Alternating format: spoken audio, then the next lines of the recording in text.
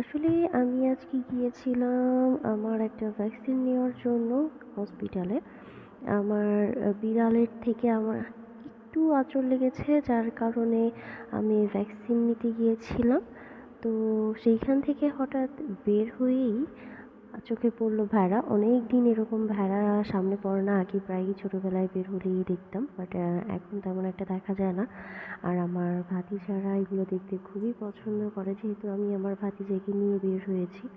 আমার নর্মালি একা খুব একটা বের হওয়া হয় না, ফ্রি থাকলে আমি আমার ভাতিজাদের নিয়ে বের হই। ওরা আমার সাথে আসলে খুব এনজয় করে। তো আজকে একজনকে নিয়ে বের হয়েছি। আমি আস্তে আস্তে হঠাৎ ডিসি অফিসের সামনে নেমেছি এবং এই সুশাসন চত্বরের এই ফাঁকা জায়গাটা দেখে আমার ভাতিজা পুরোটা দৌড়াচ্ছিল। মানে অনেকদিন পরে আছে না, যে অনেকদিন পরে একটু একা সুযোগ পেলে যা করে আর কি, এই জায়গাটায়ও একটু দাঁড়াবে, বিকজ ওই যে একটা পাগল শুয়ে আছে। আর ও পাগলটার দিকে একবার তাকিয়ে তারপর হচ্ছে আমার দিকে আবার ছুটে আসতেছে। ওর একটা ফানি জিনিস হচ্ছে, কিছুক্ষণ পর পর আজকে বেল্ট পরে নাই প্যান্টের সাথে, ওর প্যান্ট কিছুক্ষণ পর পর খুলে যাচ্ছিল আর ও হাসতেছিল। তো ওর কষ্ট হয়ে গেছে। তারপর আমরা দুজন আবার হাঁটতে হাঁটতে হঠাৎ আমরা একটু সাউন্ড পেলাম। দেন সেখান থেকে আমরা সেই সাউন্ডকে ফলো করতে করতে এসে দেখি যে স্টেডিয়ামের মধ্যে হচ্ছে এখানে কোনো একটা স্কুলের অনুষ্ঠান হচ্ছে।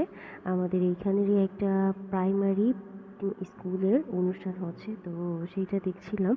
এটা হচ্ছে আমাদের পুরন স্টেডিয়াম।